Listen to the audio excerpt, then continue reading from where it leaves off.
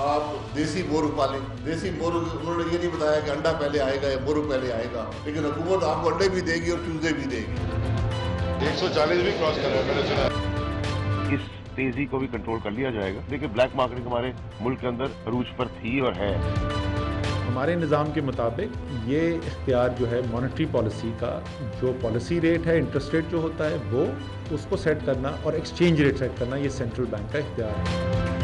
और जब भी हम कोशिश करते हैं कुछ ना कुछ कश्मीर रिलेटेड होता है और we are back to square one.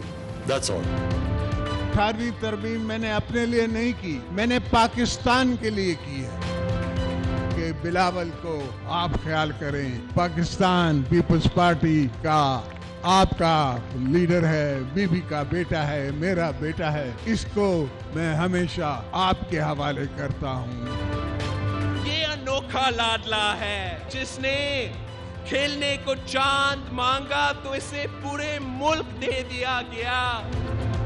Mangle साहब, आपके 6 पॉइंट्स का क्या हुआ? आपको तो मालूम है कि खान ने 6 पॉइंट्स पर भी 6 यू टर्न्स ही लेना है। हैरत की बात है कि आप अब तक उनके इत्तेहादी हैं। बेचारे MQM वालों से पूछता हूँ, क्या हुआ कराची का पानी का? कहाँ गया कराची पैकेज? कहाँ गई कराची को तरक्की देने के वादे? हर वादे पर यू टर्न, फिर भी पतंग बल्ला भाई भाई।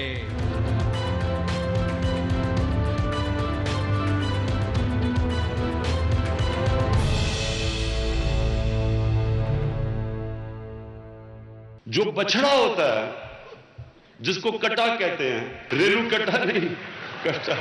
हमने देसी मुर्गियों की, हमने उनको अंडे देंगे, बच्चे देंगे। ये मैं आज आपको वो चीजें बता रहा हूं जिसमें अरबों डॉलर की जरूरत नहीं है। उनके पास मुर्गियां भी होंगी, अंडे भी होंगे बेचने के लिए। प्रोग्राम डीएनए के साथ हाजिर हैं। मैं हूं अंजुम रशीद और मेरे साथ हैं खुशनूद अली खान। नाज़रीन, आज पूरे पाकिस्तान में और सोशल मीडिया पे और हर जगह अपोजिशन, बिलावल, खाकान अब्बासी जो हैं, ये तमाम के तमाम जो बात कर रहे हैं वो इमरान खान के इकोनॉमिक विजन पर कर रहे हैं जो उन्होंने कौम के सामने पेश किया।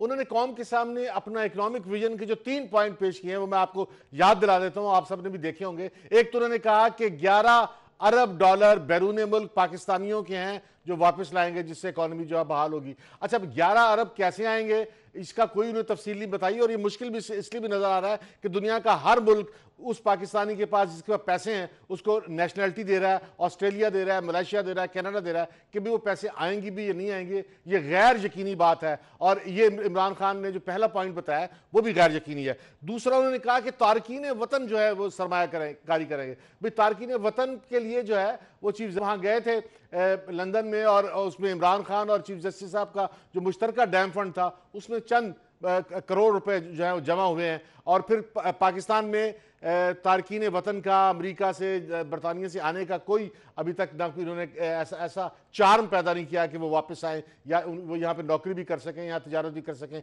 अभी जो है उन्होंने तिजारत को ईजी भी नहीं किया। और जो इसके बाद उन्होंने बात की है वो उन्होंने ये बात की है कि वो कट्टे पालने के फॉर्म बनाएंगे और देसी मुर्गियों के फॉर्म बनाएंगे। ये बज़ाहिर मजाक है, लेकिन अल्लाह करे ये झूठ होता, ये खुशनूद अली खान ये गलत होता। लेकिन इमरान खान ने पूरी कौम के सामने जो बात की है इकोनॉमिक विजन की, वो तो ऐसा था कि मजाक कर रहे थे वो, और वो ऐसा था कि जैसे छोटे छोटे बच्चों से बात कर रहे थे। उन्हें पता ही नहीं था कि कौम उनके सामने है, करोड़ों लोग उनके सामने हैं। और फिर बात यह है कि वो पाकिस्तान के प्राइम मिनिस्टर हैं, उन्हें और कैबिनेट के बाद यहाँ उठ के आए हैं, और उन्होंने बहुत से माहिर माशियात से भी बात की है। लेकिन ऐसे लगता है कि उन्हें माशियात का ABC भी उन्होंने नहीं बताई, उन्होंने कोई विजन बताया ही नहीं। उन्होंने ऐसे लगता है कि पाकिस्तान जो है वो बिल्कुल बेसहारा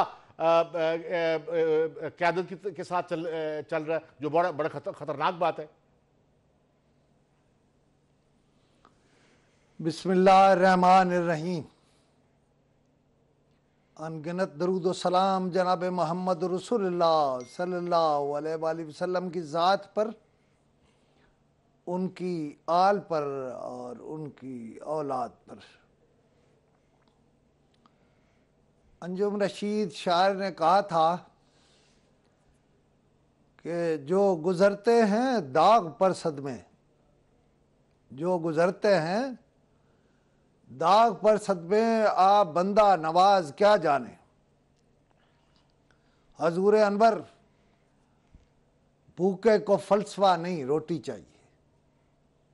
और खान साहब ने कल जो कहा, आपकी ये बात गलत है कि उनका विजन नहीं है, लेकिन ये अंडा और मुर्गी, मुर्गी और अंडे, कट्टे और कठियां, ये छोटी बात थी। मैं तो पेंडू आदमी हूं, मैं ऐसे बहुत अच्छी बात समझता हूं, लेकिन पहले ऊपर तो मामला ठीक करें।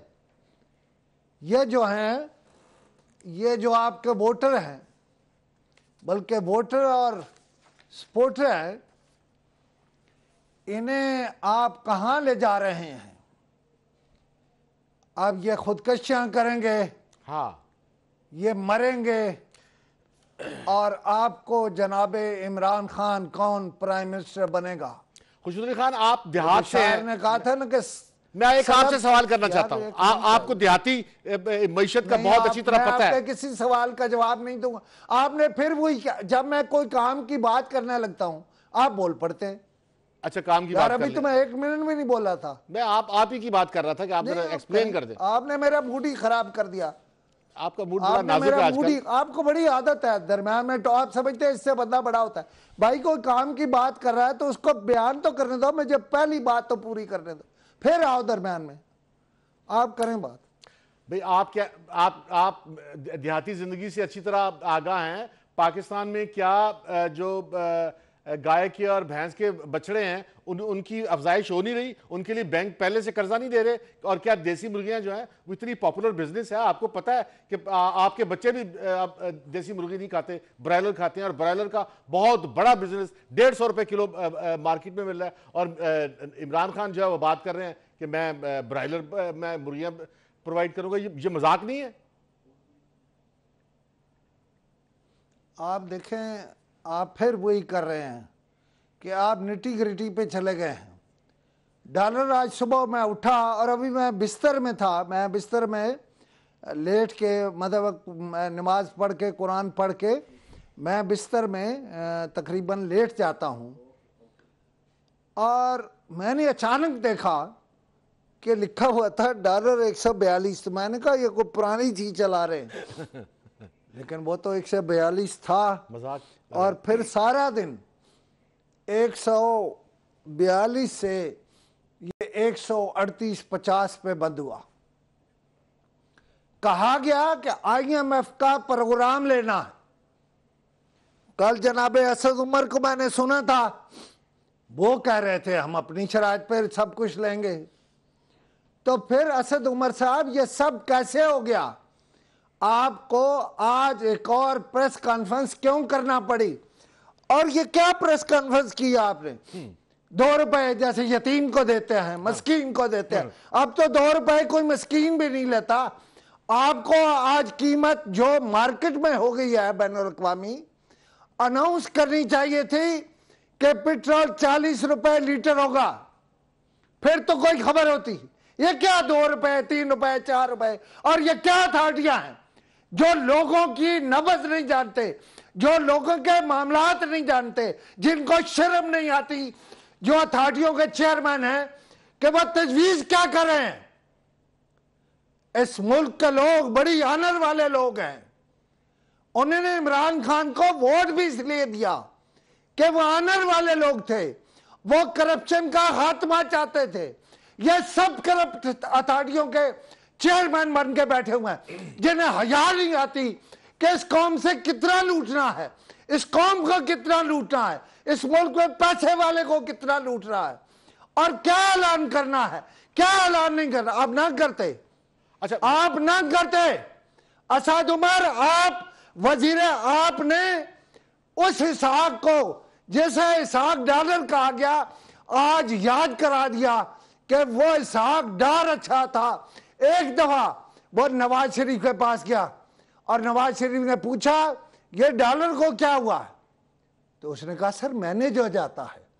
जनाबे असद उमर, आप मैं जो कहना चाहता हूं मैं वो नहीं कह रहा, नहीं कह दें, लेकिन आपने बेड़ा गर्क कर दिया है। आपको इकॉनमी का पता ही नहीं है, कुछ आप जानते ही नहीं है कि क्या है। इस मुल्क के लोगों को यतीमों की तरह, गरीबों की तरह 1 रुपए के लिए 2 रुपए, अब भाई लोग वार के फेंक देंगे आप पे। आप नवाज शरीफ को वापस ला रहे हो, आप आसिफ अली जरदारी को वापस ला रहे हो, आप बिलावल को वापस ला रहे हो, आप सैयद खुर्शीद शाह को वापस ला रहे हो। मैं खुर्शीद शाह आपकी तवज्जो दिलाना चाह रहा हूं कि आप होगे जिम्मेदार। इमरान खान जो है उन्होंने अपनी पूरी मईशत की और पूरी सरमायाकारी की जो बुनियाद बताई है, वो बताया है कि हम बिजनेस को आसान करेंगे। और आपको पता है कि असेंबली के फ्लोर पे ख्वाजा साद रफीक ने कहा कि नैब में सैकड़ों बिजनेसमैनों को पकड़ के तशद्दुद का निशाना बनाया जा रहा है, उनके बच्चों के सामने उनको मारा जा रहा है, उन्हें जो है अकूबत खाना बनाया जा रहा है। शहबाज शरीफ ने कहा असेंबली में आपको इतनी नहीं हुई कि आप जाके वहां छापा मारते, वहां अपना वजीर भेजते, वहां कोई इंस्पेक्शन होती। ये बात नहीं मानता, ठीक है, मैनेज नहीं हो रही इनसे इकोनॉमिक पॉलिसी, तो चले जाएगा वो नहीं है। जरा दो तीन शेर सुन लो, 2-3 शेर सुन लो कि सलब कर लें, सलब ये दो जो सीन से होता है, सलब कर ले समातें सबकी, बल्कि सलब कर ली समातें सबकी, किसको अब दास्तां सुनाओगे। छीन ली शहर की गोयाई, अब सदाएं कहां से लाओगे। अब देखें कि सबकी आंखें निकाल दी तुमने। एक सेकंड यार, शेर तो करने दिया, कम से कम ये तो सीख लो कि बंदा शेर पढ़ रहा वो तो पूरा सुन लो। पढ़ो सबकी आंखें निकाल दी तुमने, अब ये आंखें किसे दिखाओगे। जनाबे इमरान खान, आप जिन लोगों के वोटों से बने थे, आपने उनके साथ ये सलूक किया कि लोगों की आंखें निकाली हैं और अब कोई आपको देखने वाला भी नहीं। खुशनूद अली खान, मैं यही कह रहा हूं कि ये दिन आ गए हैं कि खुशनूद अली खान को रोना पड़ गया है। ये दिन आ गए हैं कि खुशनूद अली खान जो अशार पढ़ रहा है वो मातम है। ये कि क्या हो गया है कि इमरान खान जो है उसने वो काम कर दिया है कि पूरी कौम रो रही है, पूरी कौम मातम कर रही है, और ये कह रहे हैं कि हम बिजनेसमैन के लिए आसानी पैदा करेंगे। खुशनूद अली खान, अनवर मजीद, आप कटों की बातें कर रहे हैं, आप मुर्गियों की बातें कर रहे हैं, आप अंडों की बातें। ये शेख चिली करता था, मैं मुर्गी लूंगा, मुर्गी का मतलब अंडे रखूंगा, अंडे मुर्गी के नीचे रखूंगा, फिर मुर्गी जो है वो बच्चे देगी, फिर बच्चे जो है बड़े हो जाएंगे, फिर बहुत सारी मुर्गियां हो जाएंगी, और फिर ये शेख चिली करता था। हजरत साहब, ये आपको किसने तकरीर बताई? कल मैं इसकी तारीफ की, मैं अंजुम रशीद के गले पड़ गया कि यार खुदा दा वास्ता है कुछ करो। अच्छा, आज मुझे शर्मिंदगी हो रही थी कि मैं किस मुंह से जाके कहूंगा कि यार ये गलत। अब भाई सुबह मैं उठा हूं, मैं परेशान हो गया, पागल हो गया। मैं समझता हूं जब डॉलर बढ़ता है तो क्या होता है। और फिर दूसरा ऐलान सुन के असद उमर पर मुझे तरस आया कहता है 2 रुपए। अब भाई रुपए ला दो, रुपए और क्या बेच रहे हो भाई? बात यह है क्या हो गया? मुल्क का वजीर खजाना हो इसहाक डार याद आया है, इसहाक डार को वापस लाना पड़ेगा जो आपने काम कर दिया। आप तो उस पर करप्शन के इल्जाम लगा रहे हो, लेकिन लोग तो आप समझ रहे हैं कि उसने नहीं किया था, आप कुछ कर रहे हैं। अच्छा, ये बात कर रहे हैं कि बिजनेसमैनों को हम सहूलत दे रहे हैं कि पाकिस्तान में 16 शुगर मिलें बनाने वाला अनवर मजीद 90 साल की उम्र में आप टेलीविजन पे उसे दिखा रहे हैं धक्के मारते हुए, थप्पड़ मारते हुए, और इल्जाम कोई भी नहीं साबित, और सिर्फ आप टॉर्चर और लोगों को डरा रहे हैं, और पूरी दुनिया डर गई आपसे कि यहां बिजनेसमैन आ ही नहीं सकता। नाज़रीन, एक छोटी सी ब्रेक है और ब्रेक के बाद हम बात करेंगे कि ये डॉलर की कीमत कैसे बढ़ी और असद उमर साहब को पूरी कौम के सामने कल जो है कन्वेंशन सेंटर में झूठ क्यों बोलना पड़ा। नाज़रीन, हमारे साथ रहिएगा। पाकिस्तान के वजीर जिन्हें जो है वो बहुत हाई एस्टिमेट किया जा रहा था कि वो हार्वर्ड से पढ़ के आए हैं, हालांकि मेरा नहीं ख्याल कि वो इकोनॉमिक्स जानते हैं, वो फाइनेंस और मैनेजमेंट जानते हैं, और उन्होंने पूरी कौम के सामने कन्वेंशन सेंटर में अपने कन्वेंशन सेंटर में अपने कन्वेंशन में तकरीर करते हुए जो ख्वाब दिखाए। तो इसका मतलब ये कि कल उन्हें पता था कि डॉलर जो है वो 8 से 10 रुपए बढ़ने वाला है। ये नहीं हो सकता क्योंकि डॉलर की जो प्राइस है खुशनूद अली खान वो मैनेज स्टेट बैंक कर सकता है और इंटरफेयर कर सकता है, मदाखलत कर सकता है, वजीर खजाना भी कर सकता है। अगर तो इन्हें पता था और इन्हें झूठ बोला तो ये बहुत ज्यादती है। ये पूरी कौम के साथ करोड़ों लोग आपको देख रहे हैं और आप कौम के साथ मजाक कर रहे हैं और आप झूठ बोल रहे हैं कि आपकी इकोनॉमी जो स्टेबल हो गई है और इकोनॉमी को आप आगे लेके जा रहे हैं। और अगर आप झूठ नहीं बोल रहे और अगर आपको वाकई नहीं पता था तो भी खुशनूद अली खान, ये शर्मनाक बात है कि ये हमारे वजीर खजाना को पता ही नहीं है कि पाकिस्तान में कल क्या होने वाला है, हालांकि बैंकों को पता था। बैंकों ने आपको ये मालूम है ये चौड़े क्यों हो रहे हैं? आपको ये मालूम है ये चौड़े क्यों हो रहे हैं? ये चौड़े इसलिए हुए हैं कि कुछ अपोजिशन वाले जेल में हैं, कुछ हवालात में हैं, कुछ जाने वाले हैं। ये समझते हैं मैदान खाली है और उन पर कोई प्रेशर नहीं है, लेकिन अभी FATF का से कोई बुरी खबर आ सकती है। इनकी हालत देखो, कौमी असम्बली की कोई फाइनेंस कमेटी नहीं है। हाँ, अब कि वो इनसे पूछे ये क्या किया असद उमर तुमने, असद उमर ये क्या किया। अब मैं ये क्या किया, दरम्यान में मुझे पंजाबी का एक लफ्ज याद आ गया था, वो मैं जानबूझ के नहीं कह रहा हूं। दूसरा, इन्होंने आज सूद की शरह बढ़ा दी है 8 से 10%। लेकिन ये किन लोगों के लिए है? ये इस मुल्क के 1 से 1.5% लोगों के लिए है जिनके पास करोड़ों है। अगर घर का खर्च 50 लाख है साल का या 1 करोड़ है तो वो इतने करोड़ वहां रख देंगे, वहां से शरह सूद में जो पैसा बढ़ा है वो लेंगे और वो अपना घर चलाएंगे और मौज करेंगे। इनकी हुकूमत उन 1.5% के लिए है। फिर नून लीग जो है ना, उनकी ये छोटी सी अपोजिशन थे, उनको डर रहता था इनका, इन्हें किसी का डर नहीं है। और जिस ताकत पर, इस पर मुझे कोई सवाल नहीं करना, जिस ताकत के बलबूते पर ये ऐसा कर रहे हैं, मैं उस ताकत को जानता हूं। वो मकबूल अवाम बात तो कर सकती है, गैर मकबूल बात की सपोर्ट भी नहीं कर सकती, अफोर्ड भी नहीं कर सकते। लिहाजा किसी वक्त इनके नीचे से टांगें खींच ली जाएंगी, ये सीढ़ी खिंच जाएगी। इन्हें ये बच कैसे सकते हैं? ये कौम को सच सच बता दें कि हमारे ये मसाइल हैं, हमारी ये मुश्किलात हैं, फिर आप ले जाएं 150 पे भी डॉलर। बिल्कुल ठीक कह रहे हो। लोग अच्छा निबल लेंगे, लेकिन आपने अपनी मुश्किलात और अपनी हदूदों कयूद का मामला अपने तक रखा हुआ है। आपने ये नहीं चलेगा, नहीं चलेगा, नहीं चलेगा। खुशनूद अली खान, ये जो भी आपने कहा, ये आसिफ अली जरदारी 4 दिन पहले कह चुके हैं कि जो लोग इन्हें लाए हैं उन्हें पता होना चाहिए कि पाकिस्तान को असली सियासतदान चला सकते हैं, असली इलेक्टेड सियासतदान चला सकते हैं, बनाए हुए लोग पाकिस्तान नहीं चला सकते। और ये साबित कर रहे हैं। और खुशनूद अली खान, आपको यह भी पता है कि CPEC पे जो इनके वज़रा ने बयानात दिए थे उस पर चीन नाराज है और आज तक नाराज है। और अभी तक CPEC का जो मामला है वो खटाई में पड़ा हुआ है। अभी तक नई बयान देने वाला जो है ना, चलो आज खबर बता देता हूं, जिस वजीर ने बयान दिया था, हाँ, वो वजीर कुछ ठेके चाहता था CPEC के और उसे नहीं मिले थे। उसने अपने मफाद की खातिर पूरे मुल्क का मफाद दांव पर लगा दिया। अब अगर कहो तो मैं जरा आसिफ अली जरदारी साहब की तकरीर आपके सामने पेश करना चाहता हूं कि उन्होंने क्या कहा। आज उन्होंने आज अपना खिताब यहां से शुरू किया कि मैं उस काल कोठड़ी में रहा जिसमें जुल्फकार अली भुट्टो ने आखिरी दिन गुजारे थे।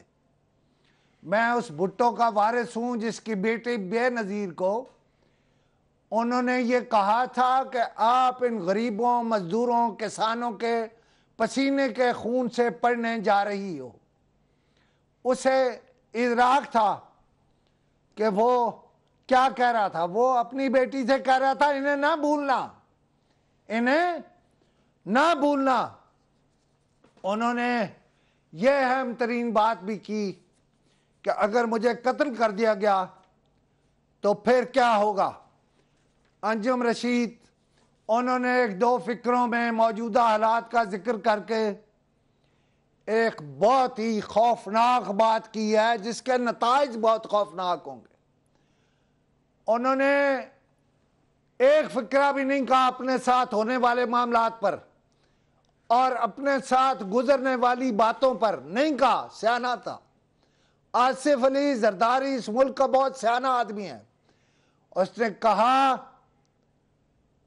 बहुत मुख्तसर तकरीर और कहा कि बेनजीर भुट्टो का ये बेटा और जुल्फकार अली भुट्टो का ये नवाज साहब के हवाले, अवाम के हवाले, गरीबों के हवाले, किसानों के हवाले, मजदूरों के हवाले।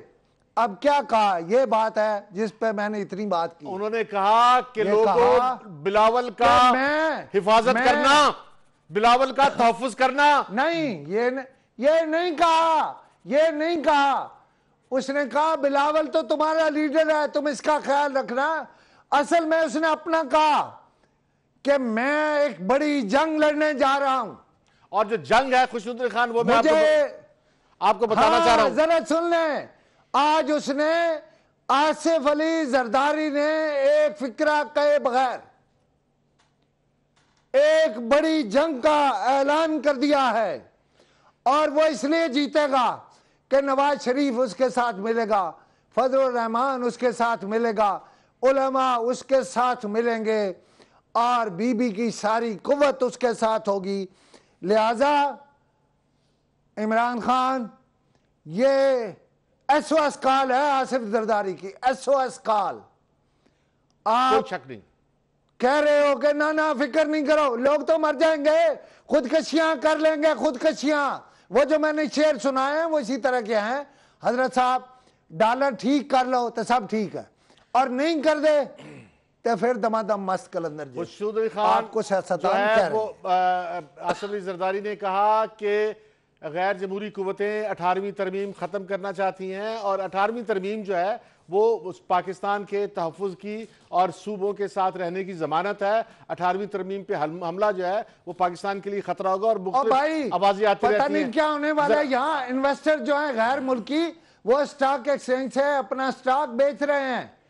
इमरान खान मेरे ख्याल है रोजाना देखता नहीं कि मार्केट कहाँ जा रही है, और जब एक पॉइंट गिरता है तो कितना नुकसान होता है।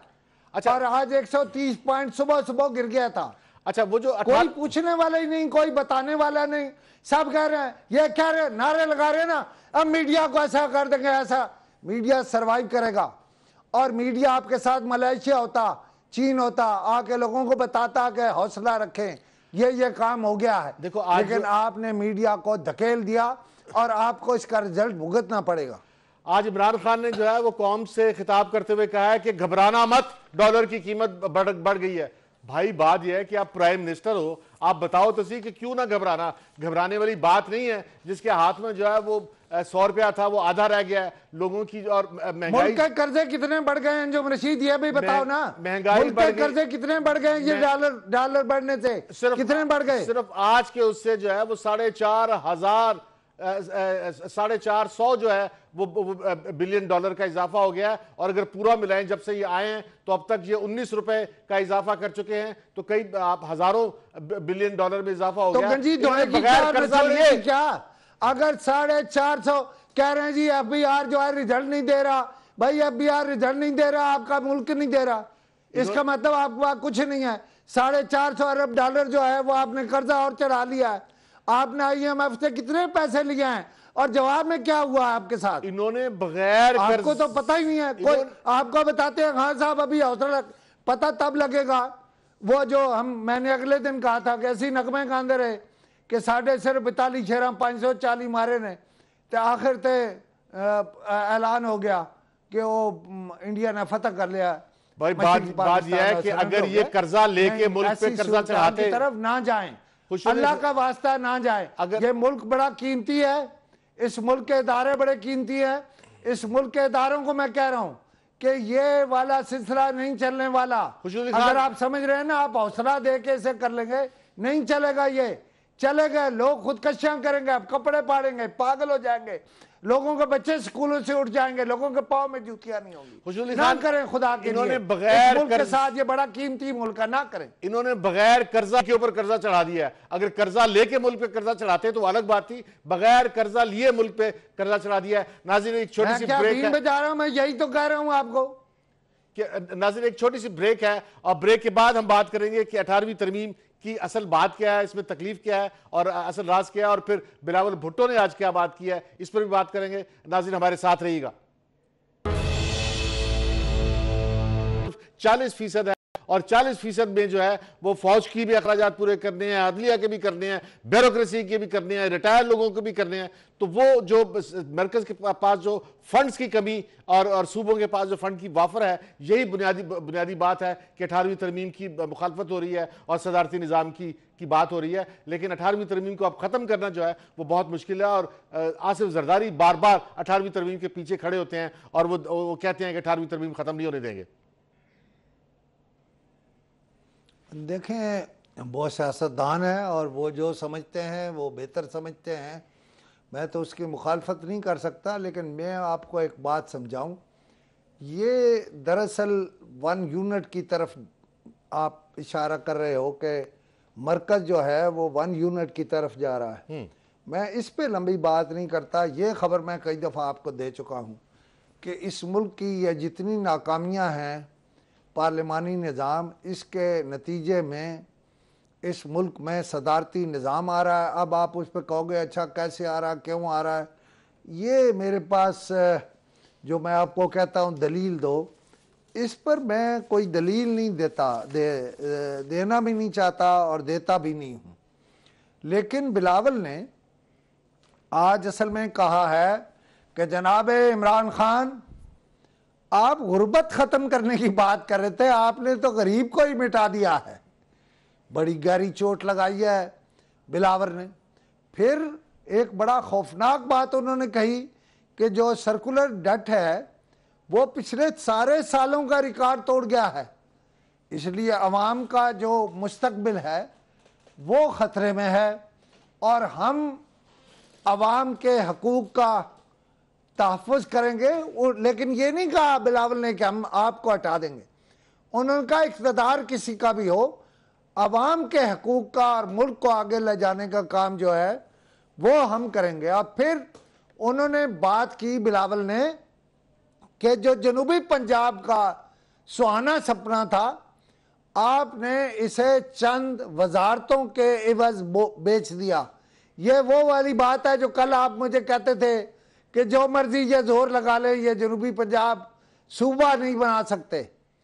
तो ये बात किसी तरह बिलावल भी कह रहा है कि ये सूबा नहीं बना सकते। मेरा मौक़िफ़ और है कि इन्होंने सेक्रेटेरिएट बना दिया है, ये वहाँ कुछ बना रहे हैं, कुछ मतलब काम हो रहा है। फिर बिलावल ने इस पर बात की है कि आप तो कहते थे कि इदारे जो हैं वो गैर सियासी हो जाएंगे और आपने अपने एक वजीर की शिकायत पर एक पूरा आईजी तब्दील कर दिया, हटा दिया। और फिर मेरे वाली बात हुई है जो मैं रोज आपको कहता हूं, वो कहते हैं बिलावल कि आपने यौम शोहदा पर कहा कि यह जंग किसी और की जंग है। तो बिलावल ने सवाल किया कि जनाब इमरान खान, जब आपने ये कहा होगा तो शोहदा और गाजियों के वरसा पर क्या गुजरी होगी, फौज और सिविल के जिन लोगों ने कुर्बानियां दी, शहीद हुए, उन पर, उनके लवाहकीन पर क्या गुजरी होगी। और फिर आज एक फिक्रा कहा है जो बिलावल को कई दफ़ा उर्दू समझानी पड़ी होगी, लेकिन कह दिया बिलावल ने कि ये अनोखा लाडला है और ये अनोखा लाडला चांद मांगे है। किनका है? लेकिन जो इसे लाए हैं, जो इसे लाए हैं, कौन? ये चांद मांग रहा है और उन्होंने इसे पूरा मुल्क दे दिया है।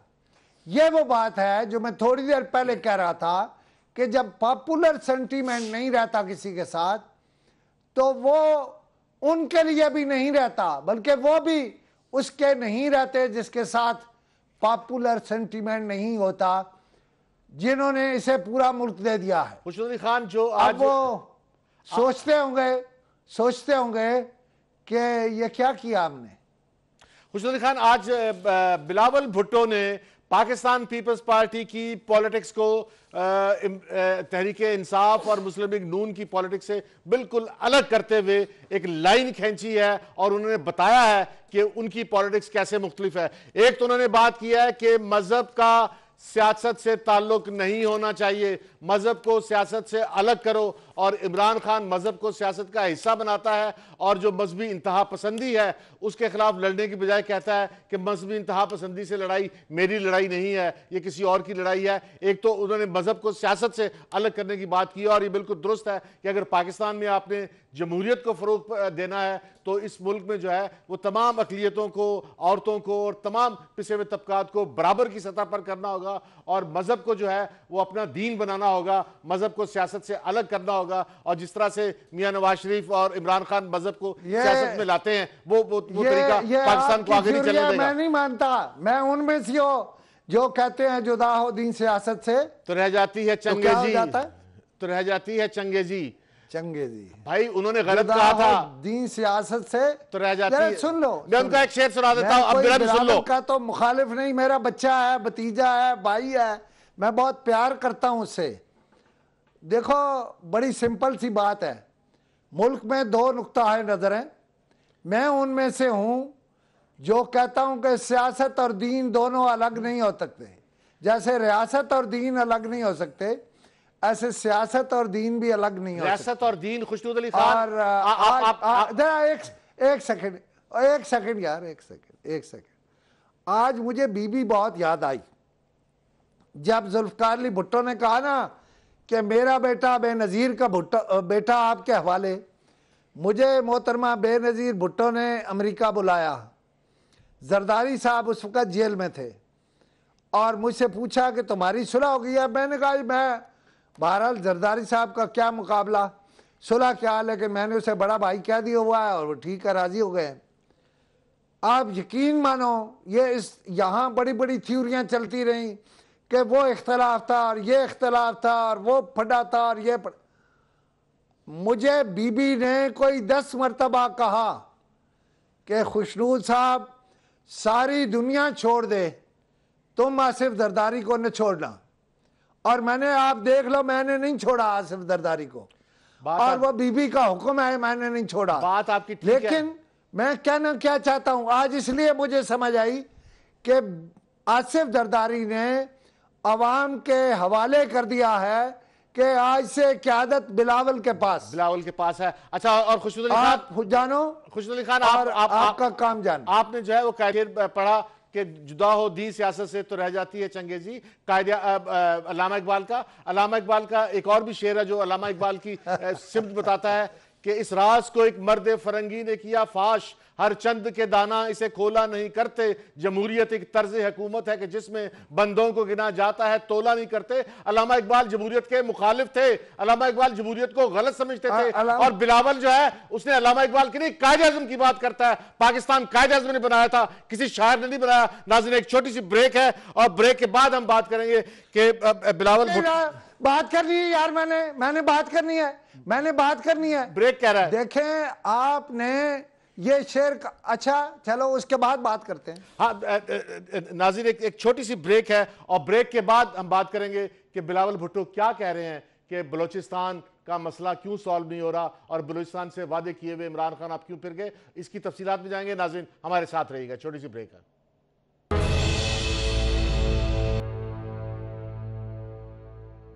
वेलकम बैक नाज़रीन, इमरान खान में और बिलावल में फर्क बहुत वाज़ेह है कि आज बिलावल ने कहा है कि उन्हें कायदे आज़म का और भुट्टो का पाकिस्तान बनाना है, लेकिन इमरान खान कहते हैं कि उन्होंने अल्लामा इकबाल का पाकिस्तान बनाना है और अल्लामा इकबाल ने कभी पाकिस्तान का नाम नहीं लिया। अल्लामा इकबाल और पाकिस्तान जो है किसी शायर के ख्वाब नहीं बल्कि एक सियासत की अमली जद्दोजहद और अमली काम का नतीजा है।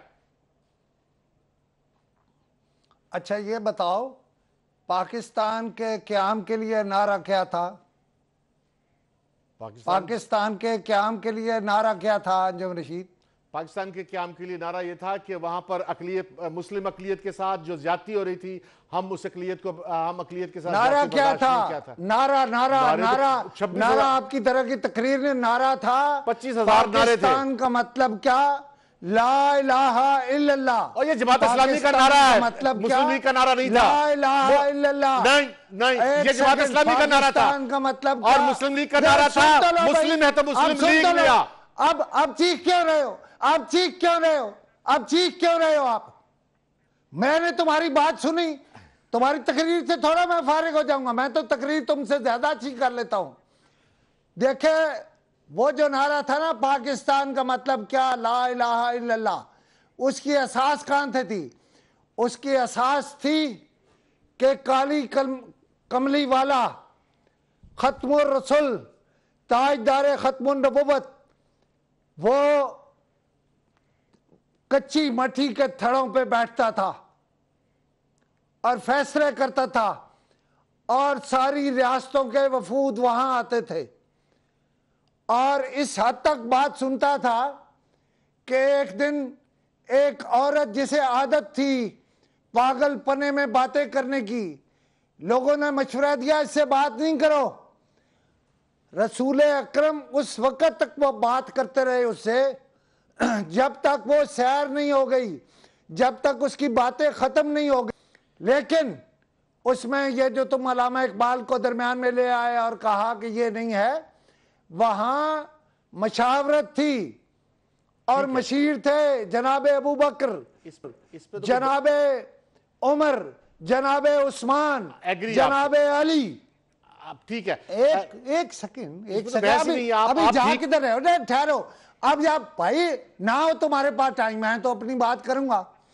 देखो उसमें क्या था, पे आओ और कराची पैकेज पे आओ। और मशावरत को, शूरा को इस्लाम में बहुत अहमियत हासिल है। सही है। और यह जो तुम जमहूरियत और फला, मैं तो उसे ही रियासत समझता हूं जिसमें मोहम्मद अरबी का लाया हुआ निजाम चलाया जाएगा। ठीक है। मैं आज भी उस दौर में जिंदा हूं और मैं उसी पर यकीन करता हूं।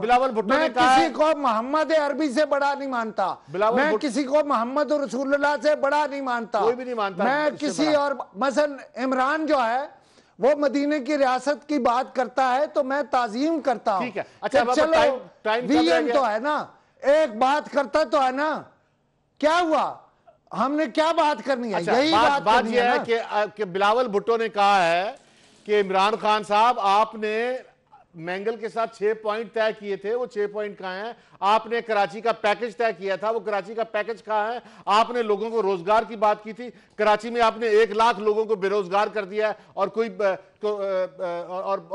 और आप रोजगार की बात कर रहे हैं। बात यह है कि कराची का पैकेज कहां है? और वो अख्तर मैंगल के जो है वो 6 पॉइंट पे क्यों अमल नहीं हो रहा? वो 90 दिन 100 दिन तो पूरे हो गए, आपने 100 दिन में कहा था। करें, बात करें, आप करें। अच्छा, इसमें आज जो है वो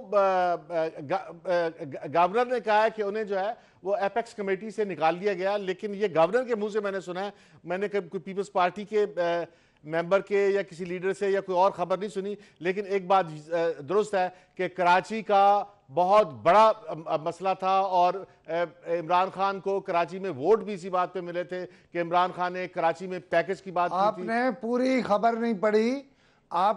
खबर नहीं पढ़ी, किसी रिपोर्टर ने आगे से आवाज दी थी, यह सवाल एक ने पूछा था, एक ने इजाफा किया था, और उसने कहा था कि हजूर एपेक्स कमेटी में आपकी हैसियत एजाजी कर दी गई है। इसमें कोई बुरा नहीं, वो एजाज के साथ जाके बैठे, मशावरत है ना, बेसिकली ये वही मशावरत है जिसकी मैं बात कर रहा हूं। और कोई गवर्नर ने भी कोई उल्टी बात नहीं की, उन्होंने कहा कि मुझे बता दें कि कोई गलती, कोई खराबी गवर्नर हाउस से हुई है तो मैं उसे ठीक कर देता हूं। मामला तो कराची की तरक्की का है, और मैं नहीं समझता कि सैयद मुराद अली शाह या आसिफ अली जरदारी या बिलावल भुट्टो जरदारी कोई ऐसी बात करेंगे जो ठीक चलेगा, वो चलेंगे उसके साथ। लिहाजा ये एपेक्स कमेटी की खबर आप पूरी पढ़ के या सुन के फिर इसको लेते, ये इतना बड़ा प्रॉब्लम नहीं है। मैंने लिखा था नोट्स में नहीं, कि लेकिन- ये प्रॉब्लम हुआ, वहां गवर्नर ने कहा, लेकिन इसका अभी ये तक- और तरह हो गई। अभी तक सिंध हुकूमत ने इसकी ना तस्दीक किया ना तरदीद किया, लेकिन बात असल में पैकेज की है। और पैकेज में फेडरल गवर्नमेंट जो है वो गवर्नर साहब को रोल देना चाहती थी, और गवर्नर साहब ने खुद से रोल ले भी लिया था। गवर्नर साहब का बयान है टेलीविजन के ऊपर कि जो है वो ग्रीन लाइन जो कराची में रैपिड बस सर्विस की जो ट्रैक है वो पूरा बन चुका हुआ है, और उसको अब बने भी, इनको ये कहे हुए भी अब 100 दिन हो गए हैं, लेकिन उस ट्रैक पर अभी तक इन्होंने कोई गाड़ी नहीं चलाई, कोई बात नहीं की। और जो पानी का इशू है, जो K4 का इशू है, K4 पे इशू पर भी इन्होंने अभी तक पानी की कोई बात नहीं की। इन्होंने जो है वो कराची के जो दूसरे दोनों बड़े मसाइल हैं उस पर अब तक कोई बात नहीं की। और यही बिलावल K4 जो है वो मलिक रियाज हुसैन का बेबी था।